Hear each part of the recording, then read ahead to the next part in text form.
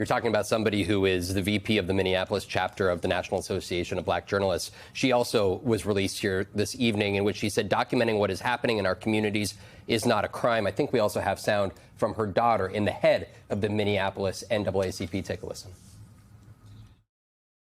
She is not a protester. She is not an activist. She is a mom working to provide for her children through the only way she knows how. Documenting and sharing stories of the community and truth of what's happening here every day in our state. And Georgia had the courage to record it. And now she's arrested. Where is our constitutional rights?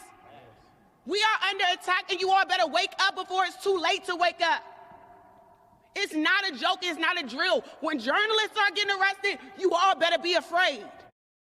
Georgia and Don, Mary, both live streaming the protests. How do you foresee this federal government, this Department of Justice, using charges like this to potentially try to stymie future journalism coverage ahead? Well, I mean, I think this is a shot across the bow, and it could be they think, well, this is going to be a little bit simpler because neither of these journalists belong to a big media organization, and they won't have, many tens of, or if not hundreds of lawyers that come to the rescue here, although I feel quite confident that both of these journalists will have good lawyers that have probably many have already reached out to them. I mean, clearly they already have lawyers because they've been released, but to fight this and to fight for the principles of journalism and the freedom of the press. But I do think this is an effort to chill and intimidate because they know, the administration knows how much protest activity has gone on, particularly with respect to these surges to support the mass deportation plan. And, they need to tamp that down. The public polling is showing the public doesn't like that. They don't like what they're doing, violating people's constitutional rights, racially profiling, being physically violent, even with people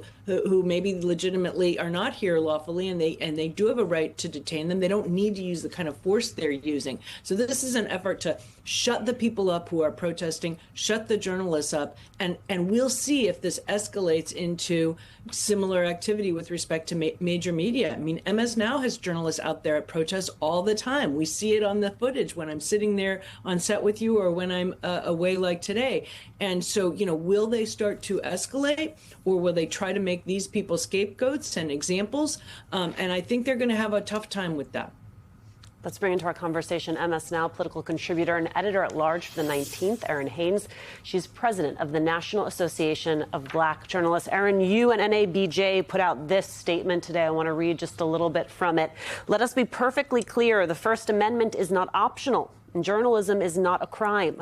A government that responds to scrutiny by targeting the messenger is not protecting the public, is attempting to intimidate it. And considering recent incidents regarding federal agents, it is attempting to distract it. So first of all, let me thank you for your leadership here, for NABJ's leadership. I was very proud to see that the National Association of Hispanic Journalists was among many entities that chose to co-sign that letter in solidarity. I do not think it is an accident that both of these journalists are Black. I do not think it is an accident that both of these journalists are independent. As Vaughn was just saying, that does not leave them with the backing and resources that someone tied to a moneyed institution might have.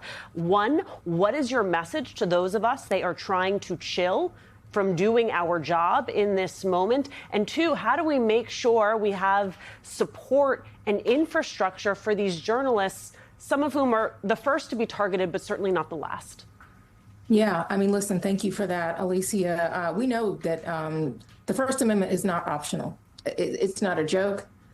It's real. And we are seeing a serious threat to the First Amendment today with the arrest of journalists for certainly the first time in my lifetime, for attempting to do their job, to speak truth to power, and to show people what is happening on the ground in Minneapolis. They were not obstructing justice. Don Lemon and Georgia Ford were practicing journalism. We have to keep saying that. And I think it is important because we know that this is not just about these journalists. It's not just about this one protest. This is about whether the First Amendment still protects journalism, particularly journalism that is centering marginalized communities. And so, yes, journalists are under threat. And I know, there's a lot of attention, obviously, on Don Lemon, as there should be. He is probably the most high-profile independent journalist that we have right now. But also, Georgia Ford, to lift her up, independent journalist who is also doing her job. You heard her family saying that others in her community, others of us, in her colleagues in NABJ, we know